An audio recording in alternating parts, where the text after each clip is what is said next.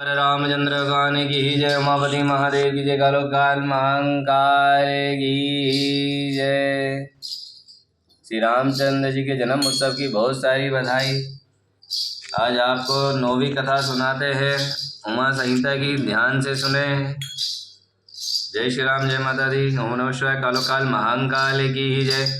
व्यास जी बोले, पापी मनुष्य बड़े दुख से यमलोक मार्ग में जाते हैं। अब आप मुझे उन धर्मों का परिचय दीजिए जिनसे जीव सुख पूर्वक यम मार्ग यात्रा करते हैं।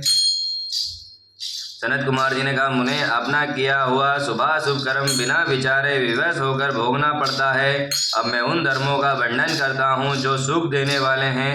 इस लोक में जो श्रेष्ठ कर्म करने वाले कोमल चित्त और दयालु पुरुष हैं, वे भयंकर यज्ञ मार्ग पर सुख से यात्रा करते हैं।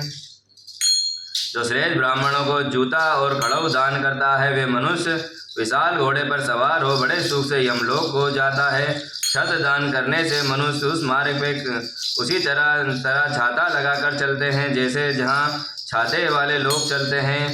और शिवा का दान करने से मनुष्य रथ के द्वारा सुख यात्रा करते हैं। सैया और अन्न का दान करने से दाता यमलोक का मार्ग में विश्राम करते हैं, सुख पूर्वक जाता है। बीच में बगीचे लगाते हैं और छायादार वृक्षों का आरोपण करते हैं अथवा सड़क किनारे वृक्ष रोपण करते हैं। वे धूप में बिना ही कष्ट के उठाए यमलोक को जाते हैं। जो मनुष्य फुलवाड़ी लगाता है, वे पुष्पक विमान से यात्रा करते हैं। देव मंदिर बनवाने वाला उस मार्ग में घर के भीतर कीड़ा करते हैं। जो यात्रियों के आश्रम का निर्माण कराते हैं और अनाथों के लिए घर बनवाते हैं, वे भी घर के भीतर कीड़ा करते हैं। जो देवता, अग्नि, गुरु, ब्राह्मण, माता पिता की पूजा करते हैं, वे मनुष्य स्वयं ही पूजित हो जाते हैं और अपनी इच्छा अनुसार अनुकूल मार्ग द्वारा सुख से यात्रा करते हैं। दीप दान करने वाले मनुष्य संपूर्ण दिशाओं के प्रकाशित करते हुए जाते हैं।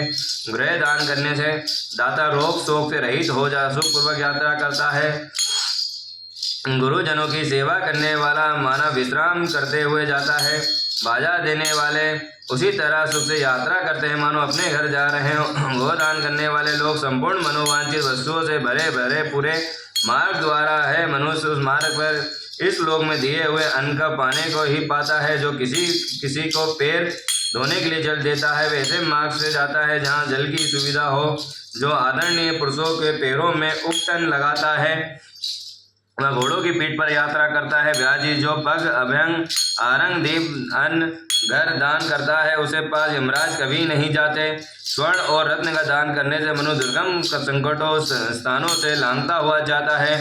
चांदी की गाड़ी ढोने वाला, बेल और फूलों की माला दान करने वाला दाता सुखपूर्वक यमलोक जाता है। इस तरह के दोनों मनुष्य को सुखपूर्वक यमलोक की यात्रा करते हैं। स्वर्ग में सदा भांति भांति के भोग पाते हैं।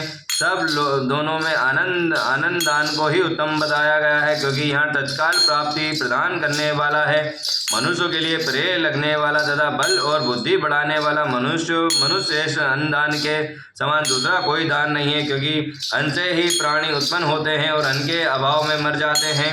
एवं अन्न दान से महान पुण्य बताया गया है, क्योंकि अन्न के बिना भूख की आग से त्रपत हुए समस्त प्राणी मर जाते हैं।